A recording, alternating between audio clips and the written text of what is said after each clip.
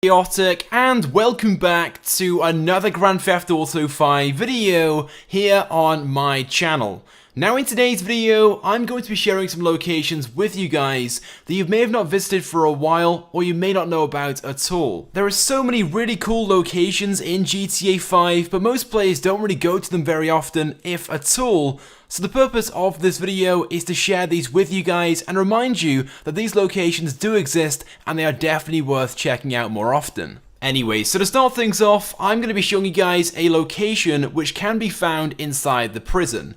Now, as I'm sure you guys know, you can drive inside the prison by simply going up to the main gate and driving through. Once you get close to the gate, it will open and you can drive inside. But do bear in mind, once you're inside, you will get yourself a 4-star wanted level and the police will very quickly make their way to your location. But upon inside, what you guys want to do is make your way to one of these watchtowers, because you can in fact go in all of them, which are located around the perimeter. There's around about 8 to 10 of these which you can in fact get inside of. The doors at the bottom do open, simply walk through and then take the stairs all the way to the top, where you have a very good line of sight all the way around you. You can see pretty much the entire interior of the prison itself, plus of course you have a good line of sight to all the other towers and all the roads nearby as well. So if you wanted to, you could camp inside here, get yourself a wanted level, and just see how long you can last, because like I said, very quickly, the cops will come to your location and try to kill you because you're inside the prison. Or if you wanted to,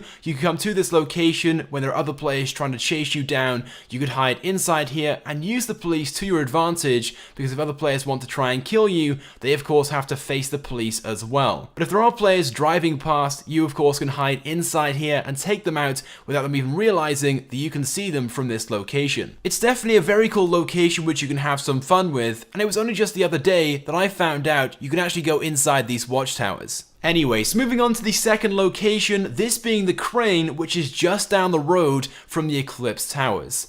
Now I know all of you guys know of this location, and I'm sure at one point during your GTA Online experience you would have been to the top, but I have never seen anyone in a public online session come up here and take full advantage of the view and the lines of sight which you can get from up here. It's certainly a very good location which isn't utilized by many players in GTA Online, and it's certainly a location I would recommend going to if you want a good view of the area and to watch all the other players in the online session.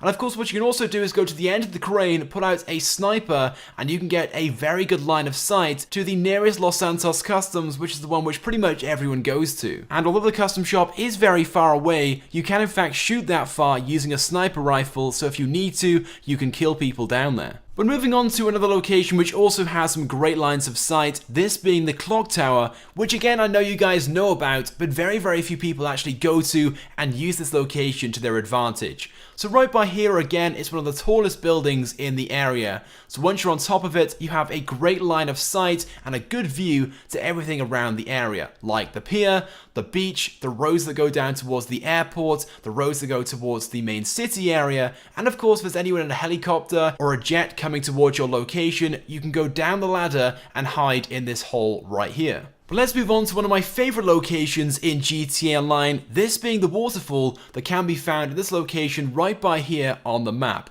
Again, it's one of those locations which most players know about, but don't really ever go to in GTA Online. But I think this location is just so pretty, especially for Snapmatics and things like that. But what's also really good about this location is that you can in fact stand behind the waterfall and completely hide your character from view.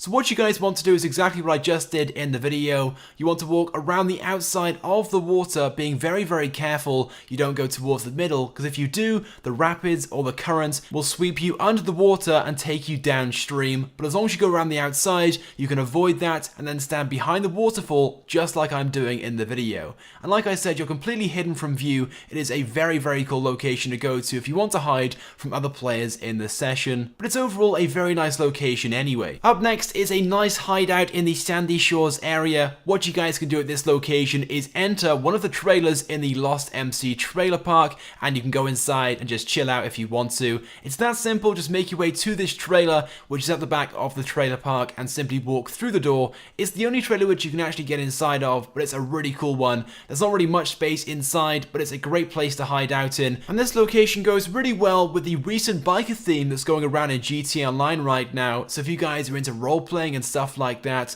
then it's definitely a location to try out and use. Now, as for the next location, this admittedly was found very, very close to the initial launch of the game back in 2013, but since then it hasn't really been used, and for many players it's one of those ones which everyone has forgotten. So this location is in the Paleto Bay area on the main road which goes through right next to the chicken factory itself. What you guys want to do is climb on top of this roof, and you can in fact come inside this room right by here, which has some windows giving you a very good line of sight to the main road that goes through Paleto Bay itself. So if you want to dominate this part of the map in a GTA Online session and anyone drives through, you can take them out in quite a secretive way, as they won't be expecting anyone to be in this building as they're driving through. Anyway, so moving on to location number 7. So what you guys want to do first of all is make your way to this location right by here on the map. Now the location itself does take some getting to, but it's a very good location and is definitely worth it. So what you guys want to do first of all is run down this alleyway. At the end then go left, and on your right hand side is going to be a green skip. Climb into this skip and then climb up for a second time onto this metal pipe.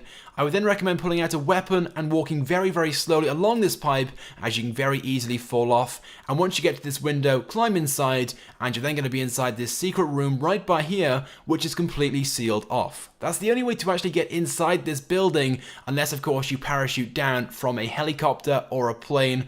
But once you're inside this location right by here, you'll have a good line of sight to a number of different roads, so if anyone is driving past in the area, you can of course kill them or take them out. Or of course you can hide inside here as well if there are any bounty hunters chasing you down as well. It's going to be very, very difficult for people to actually get inside here, so you can of course dominate this general area. But moving on to the final location in today's video, this being one of the best secret locations in GTA Online, which many players still don't know about, but it's located right by here at the top of the map, just down the road from Paleto Bay itself.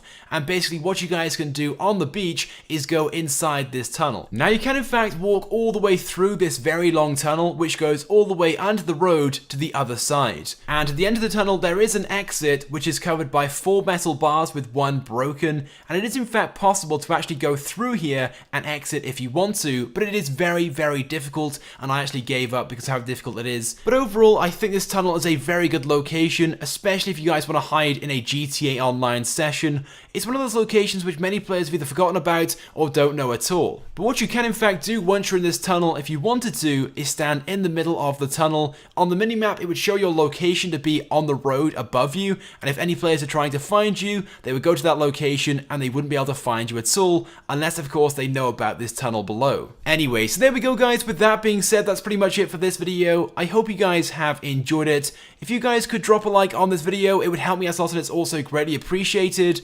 Also be sure to leave a comment on this video and let me know your thoughts and feelings about these locations. And if you have not subscribed to my YouTube channel, I'd recommend that you do, because I upload all the latest and the greatest Grand Theft Auto 5 content. So as always guys, thank you for watching, and we'll see you guys next time.